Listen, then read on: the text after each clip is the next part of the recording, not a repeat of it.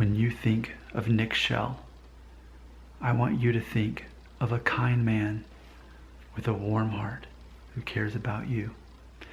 Let's check out this comment. I made a video today called My New Job.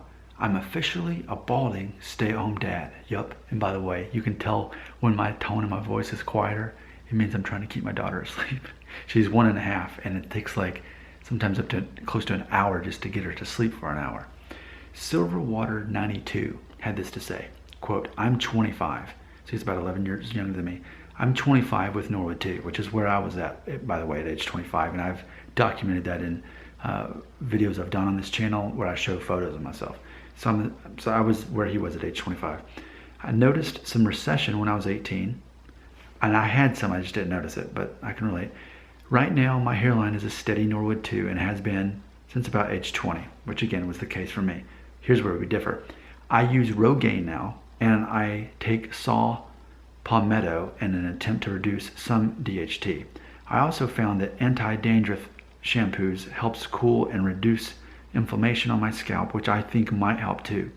It is hard to imagine myself being bald since my head doesn't have the right shape, so I worry sometimes. Anyway, thanks for your videos. They help me cope with hair loss, end quote. Hey, thank you, Silverwater 92, and I'm very glad you're here. Here's my immediate response to this. First of all, I find it interesting that you're already taking Rogaine at age 20 for a Norwood 2, because in my mind, that's so normal to have a Norwood 2, and that doesn't mean you're going to go bald.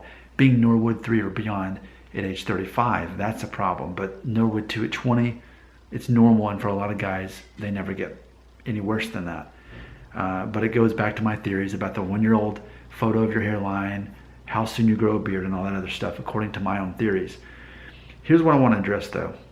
I like this line that says, it's hard to imagine myself being bald since my head doesn't have the right shape, so I worry sometimes. Okay, let me address that. I understand what you're saying. Not everybody has the right head.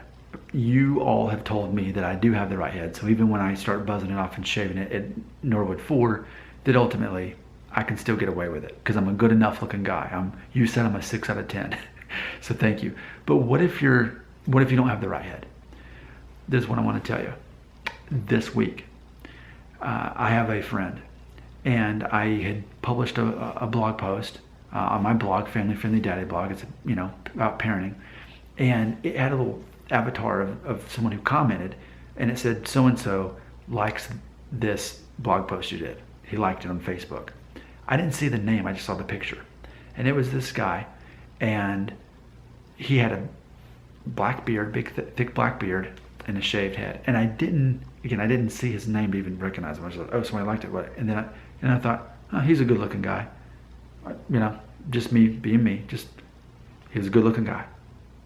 I can address which men are handsome and which women are attractive, and it just be that from an artistic point of view, because I think that's kind of built into my mindset to be good at this channel about hair loss, right? So then I looked and I realized, oh, I know this guy. And it's funny because when I thought about him, I'm like, he doesn't really have the right head. He doesn't have the best head for a shaved head, but he still looked good enough for me to, I sent him a thing back on Facebook and I said, I didn't see your name on there. Now I do, and it's you. I said, that's what went through my head. Now that's a good looking man. And so, he laughed about it because he's married and has kids too. Same thing as me. But it's funny, like just being able to be a confident man and tell another guy, hey, you're a good looking man, and let that be it.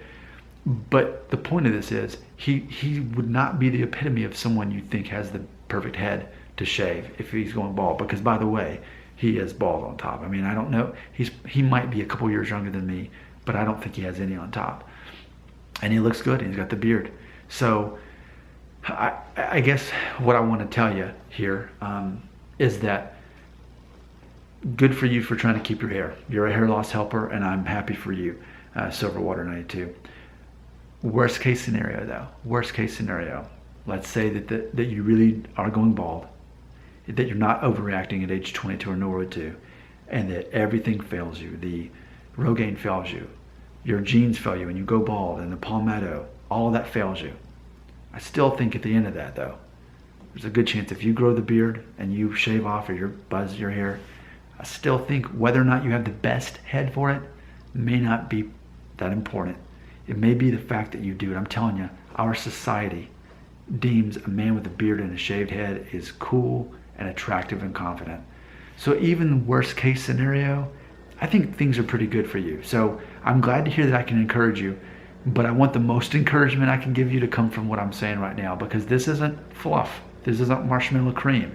This is actual truth. It's all based on society's perception of us, right?